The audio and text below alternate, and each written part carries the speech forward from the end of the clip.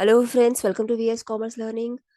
हमारी basic accounting terms में जो हमारी नेक्स्ट अकाउंटिंग टर्म्स हैं जो हम इस वीडियो में डिस्कस करेंगे वो है assets, liabilities, drawings, trade receivables and trade payables. तो इन पांचों डेफिनेशंस को, इन टर्म्स को हम डिस्कस करेंगे आज।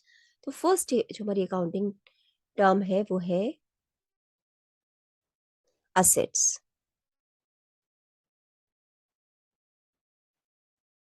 Assets क्या होता है? These are the economic resources of the business. Assets are the properties owned, both tangible and intangible, by an enterprise.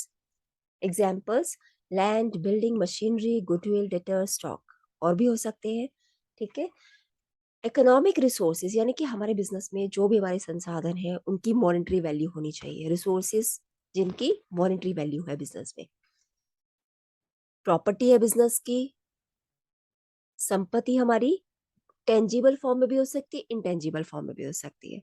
Tangible form का मतलब होता है कि जिनका फिजिकल एक्सिस्टेंस होता है, जिनको हम देख सकते हैं, छू सकते हैं। इनटेंजिबल का मीनिंग होता है कि हम उसको देख नहीं सकते, फील कर सकते हैं। ठीक है। तो जैसे लैंड है हमारे बिजनेस में, हमारी जमीन है, हमारी बिल्डिंग है, मशीनरी है, इन सबको तो हम छू सकते हैं, देख भी सकते हैं। तो ये हमारी वो संपत्ति है, वो इकोनॉमिक रिसोर्सेज है जो टेंजिबल फॉर्म में है। और डेटर्स एंड स्टॉक है, ये भी टेंजिबल फॉर्म में है। हमें पता है कि हम हमारा कितना स्टॉक रह गया, हम अपने स्टॉक को हाथ लगाकर देख सकते हैं। गुडविल, अच्छी रेपुटेशन होती है बिजनेस की, तो इसको हम फील कर सकते हैं।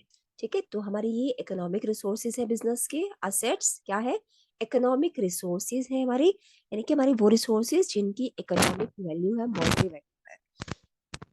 तो ये प्रॉपर्टी हमारे बिजनेस की टेंजिबल भी हो सकती है और इनटेंजिबल भी हो सकती है। और असेट्स को हम अब कैसे क्लासिफाई कर सकते हैं? इसको हम कैसे क्लासिफाई कर सकते हैं? In three ways: non current assets, current assets and fictitious assets.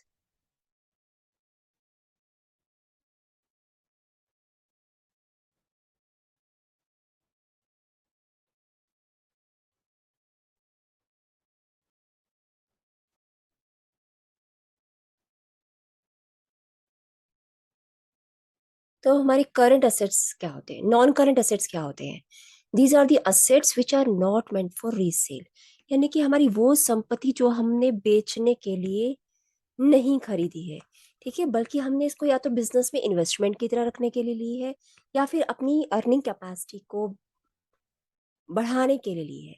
ठीक है। जैसे हमने मशीन्स ली हैं तो अर्निंग कैपेसिटी को बढ़ाने के लिए ली है, उसको बेचने के लिए नहीं लिया। तो हमारी ये वो असेट है जिसको हमने रीसेल के लिए नहीं लिया, या तो उनको इन्वेस्टमेंट के लिए लिया है, या अपनी बिजनेस ऑपरेशंस को इजी करने के लिए लिया है, अपनी अर्निंग कैपेसिटी को बढ़ाने के लिए लिया है। तो असेट्स को,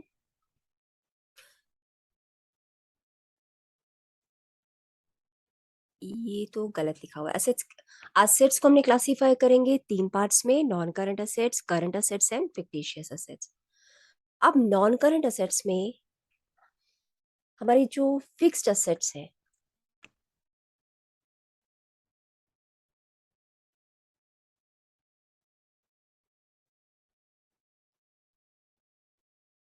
सी, तो ये हमारे फिक्स्ड असेट्स हो गए। नॉन करंट असेट्स को अगर हम दूसरा नाम देते हैं तो उनका फिक्स्ड असेट्स है। ठीक है। फिक्स्ड असेट्स भी बोलते हैं नॉन करंट असेट्स को। तो ये कौन से असेट्स हो गए? जिनको रीसेल के लिए नहीं है रखा है, इनको किस लिए रखा है? हमारी अर्निंग कैपेसिटी बढ़ सके। तो इनको हम फिर से क्लासिफाई कर सकते हैं, फिक्स्ड असेट्स को या नॉन करंट असेट्स को। ठीक है। हमारी जो ये नॉन करंट असेट्स हैं और फिक्स्ड असेट्स है, ये सेम है। इनको अगर हम फिर से कैटेगराइज करें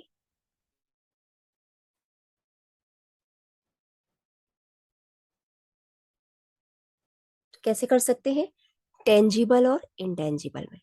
ठीक है। Tangible assets, tangible fixed assets या intangible fixed assets. Tangible fixed assets का मीनिंग होता है कि असेट्स का फिजिकल एग्जिस्टेंस है, उनको आप छू सकते हो, देख सकते हो। ठीक है। Machinery, building, land, furniture. पर इंटेंजिबल असेट्स है जिनका कोई फिजिकल एग्जिस्टेंस नहीं है, इनको सिर्फ आप फील कर सकते हो, छू नहीं सकते हो। जैसे कि गुडविल हो गई, हमारी अच्छे नाम हो गया बिजनेस का, हमारा कंप्यूटर सॉफ्टवेयर हो गया, या फिर हमने कुछ अपना लोगो वगैरह जो है उसको ट्रेडमार्क एक्ट 1999 के अंडर रजिस्टर करवा लिया है, या कुछ पेटेंट करवा लिया अपने फॉर्मूला, तो ये सब क्या है, इनको हम फील कर सकते हैं, इनको हम देख नहीं सकते। तो अभी हमने क्या किया कि हमारी जो असेट्स हैं वो तीन तरीके के हैं, नॉन करंट असेट्स या फिक्स्ड असेट्स। और फिक्स्ड असेट्स जो है वो टेंजिबल फिक्स्ड असेट्स भी हो सकते हैं और इंटेंजिबल फिक्स्ड असेट्स। ठीक है। सेकंड हमारे हैं करंट असेट्स।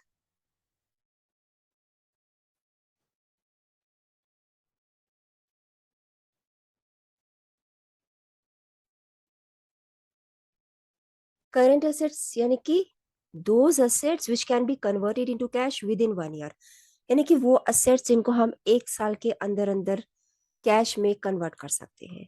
ठीक है। जैसे कि हमारा बैंक बैलेंस, इसको हम कभी भी बैंक से निकाल सकते हैं। डेटर्स, जिनको हम सामान उधार पर दे रहे हैं, उनको वो हमें 1 साल के अंदर अंदर पे कर देंगे।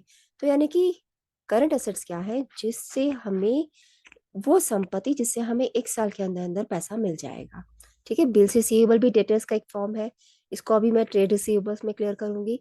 देन थर्ड है हमारा फिक्टिशियस असेट्स।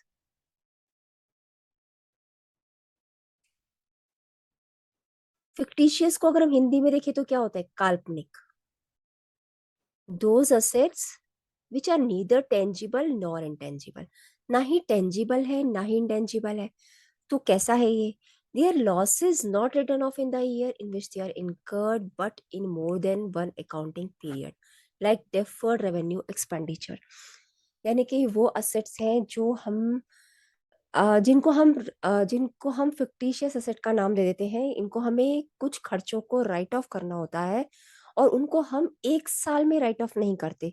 मतलब खर्चा तो हम इकट्ठा कर रहे हैं, लेकिन हम उसको 1 साल में राइट ऑफ करने के बजाय धीरे धीरे राइट ऑफ करते हैं। और हम इसको असेट इसलिए बोलते हैं क्योंकि इसका बेनिफिट हम सोचते हैं कि हमें फ्यूचर में मिलेगा। जैसे कि डेफर्ड रेवेन्यू एक्सपेंडिचर, इसका बेस्ट एग्जाम्पल होता है कि एडवर्टीजमेंट एक्सपेंडिचर।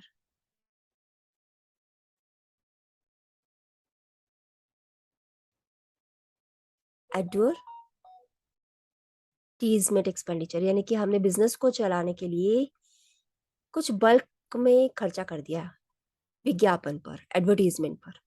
ठीक है। अब खर्चा तो हमने बल्क में कर दिया है, लेकिन उसका बेनिफिट हमें फ्यूचर में मिलेगा, तो हमने उसको क्या बोल दिया, एक असेट तो है बट फिक्टिशियस असेट है।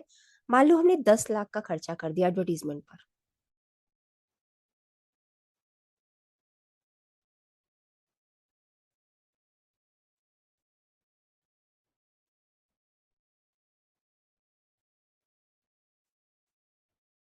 10 लाख का खर्चा कर दिया हमने एडवर्टीजमेंट पर।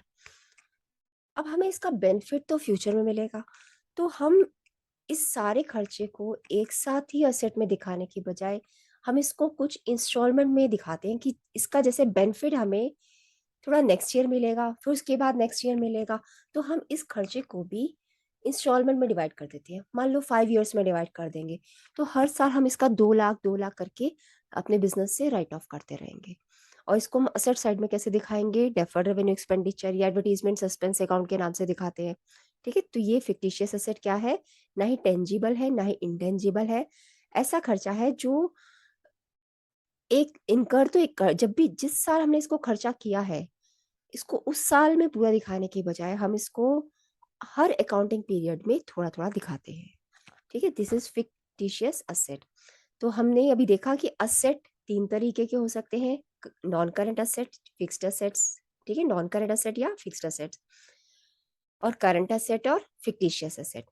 और जो नॉन करंट है हमारी फिक्स्ड असेट्स हैं, वो टेंजिबल भी हो सकते हैं और इंटेंजिबल भी हो सकते हैं। देन थर्ड है हमारी डेफिनेशन, सॉरी सेकंड डेफिनेशन है हमारी लायबिलिटीज, दायित्व। क्या होते हैं liabilities, amount payable by the enterprise, यानी कि जो भी अमाउंट एंटरप्राइज को पे करना है। ठीक है। किसको पे करना है, it can be internal liability as well as external liability. Internal liability क्या होगी? जो हमारे बिजनेस का ऑनर है वो भी बिजनेस में पैसा लगा रहा है, तो उसको भी कुछ देना होगा। तो उसके लिए जो लायबिलिटी होगी बिजनेस की वो इंटरनल लायबिलिटी हो जाएगी। और जो बिजनेस के बाहर के लोगों से पैसा लिया हुआ है, दैट इज एक्सटर्नल लायबिलिटी, ठीक है, towards the outsiders of the business. अब लायबिलिटी को भी हम क्लासिफाई कर सकते हैं, non current liability and current liability. Non current liability क्या होगी? जो हमें एक साल से ज्यादा का टाइम मिल रहा है जिसको पे करने के लिए। मान लो हमने किसी से उधार लिया 4 साल के लिए, तो एक साल से ज्यादा का हो गया, तो वो हमारी क्या हो जाएगी? Non current liability. Current liability क्या होगी? Which is payable with in 1 year, जो हमें एक साल के अंदर अंदर पे करनी ही पड़ेगी। ठीक है, तो इसमें टाइम ड्यूरेशन के बेसिस पे हम इसको नॉन करंट लायबिलिटी और करंट लायबिलिटी बोल रहे हैं। असेट्स को भी हम टाइम ड्यूरेशन के बेसिस पे कर रहे हैं, बट उसका ये होता है कि उसमें असेट्स में हम अपने जो नॉन करंट असेट है उनको बेचने के लिए नहीं होते, वो हमारे बिजनेस में यूज करने के लिए होते हैं। लेकिन असेट्स जो होते हैं, करंट असेट्स जो होते हैं, हमारे एक साल के अंदर अंदर कैश में कन्वर्ट हो जाते हैं। बट लायबिलिटी में अगर हम नॉन करंट और करंट लायबिलिटी ले रहे हैं, तो ये क्लियर है कि टाइम के बेसिस पे कि एक साल के अंदर अंदर जो पे करनी है हमें वो करंट लायबिलिटी है, और जो एक साल से ज्यादा समय में पे करनी है, एक साल से ज्यादा टाइम में पे करनी है, वो हमारी नॉन करंट लायबिलिटी हो जाएगी।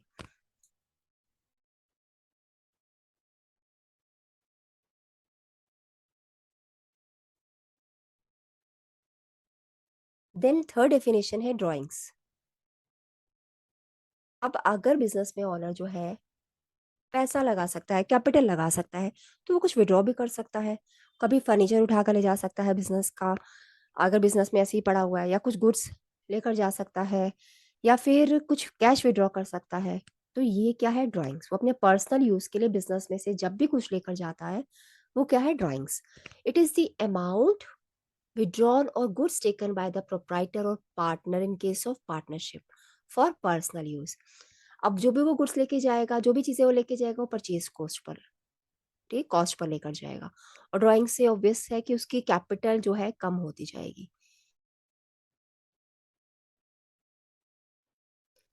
ये क्यों कम होगी, कौन से कंसेप्ट के बेसिस पे होगी, इसको हम धीरे धीरे आगे की क्लासेस वीडियोस में देखेंगे। देन है ट्रेड रिसीवेबल्स।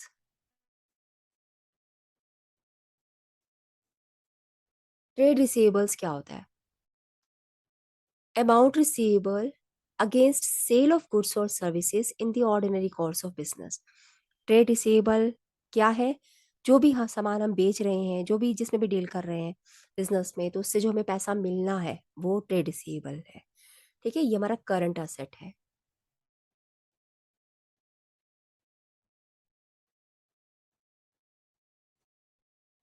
और इसमें दो चीजें आ जाती है, debtors and BR, bills receivable.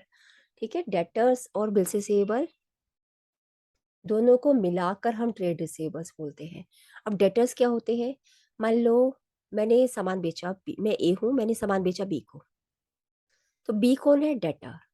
B ने कहा कि मैं एक साल के अंदर अंदर पैसा दे दूंगा,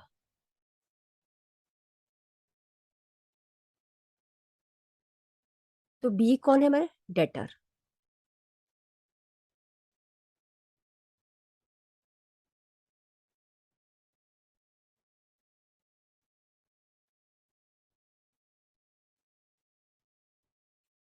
इसी तरीके से बिल्स रिसीवेबल कौन है?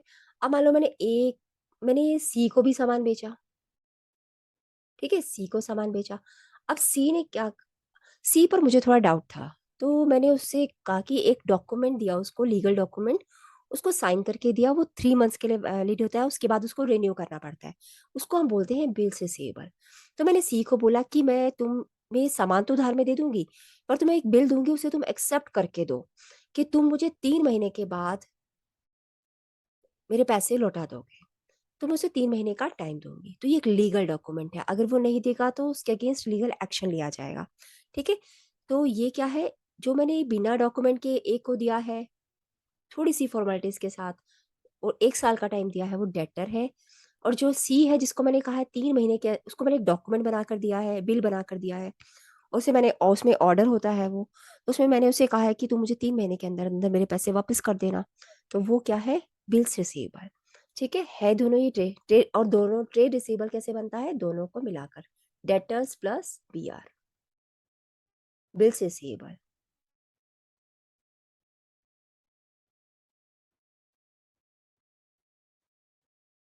तो ये हमारा करंट असेट है, ट्रेड रिसीवेबल्स हमारा करंट असेट है। नेक्स्ट लास्ट डेफिनेशन जो हमारी है वो है ट्रेड पेबल्स। जैसे ट्रेड रिसीवेबल्स हमारा करंट असेट है, ट्रेड पेबल्स हमारी करंट लायबिलिटी है। यानी कि इसमें हमें पैसा चुकाना पड़ेगा 1 साल के अंदर अंदर।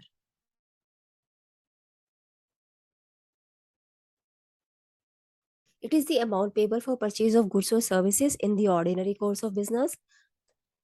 ठीक है, 1 साल के अंदर अंदर मुझे पैसा, जो पैसा मुझे चुकाना है। तो इसमें दो चीजें आ सकती हैं, creditors and bills payable. Creditor क्या होगा, मान लो मैं ए हूँ, मैंने बी से उधार पर सामान लिया और मैंने बी को बोला कि मैं 1 साल के अंदर अंदर पैसा दे दूंगी, तो मैं यहाँ बी मेरा क्या है, क्रेडिटर है। ठीक है, अगर इस तरीके से एग्रीमेंट हो जाता है तो ठीक है, लेकिन अगर बी मुझे बोल दे नहीं मैं तुम्हें एक लीगल डॉक्यूमेंट दूंगा, ठीक है, तुम मुझे उसमें लिखा होगा कि तुम उसे एक्सेप्ट करके मुझे वापस करो कि 3 महीने के अंदर अंदर तुम मेरा पैसा वापस कर दोगे, तो वो लीगल डॉक्यूमेंट अगर मैं एक्सेप्ट कर लेती हूँ तो वो क्या बन जाएगा, बिल्स पेबल। ठीक है, तो उसमें मुझे 3 महीने के अंदर अंदर उसका पैसा वापस करना होगा। ठीक है, तो वो एक लीगल डॉक्यूमेंट होगा। तो ट्रेड पेबल्स में दोनों आ जाते हैं, क्रेडिटर्स एंड बिल्स पेबल। और ये ट्रेड पेबल्स क्या है, हमारी करंट लायबिलिटी है। ठीक है, तो जो भी पैसा हमें चुकाना है वो ट्रेड पेबल्स है, ट्रेड पेबल्स में करंट लायबिलिटी है, और इसमें दोनों आ जाते हैं, क्रेडिटर्स एंड बिल्स पेबल। और ट्रेड रिसीवेबल जो है करंट असेट है, उसमें हमने पैसा या गुड्स रिसीव करनी है, और उसमें दो क्या आते हैं, credit debtors and bills receivable. तो आज की वीडियो में हमारे पास ये 5 अकाउंटिंग टर्म्स थी। I hope these all are clear to you. Thank you so much.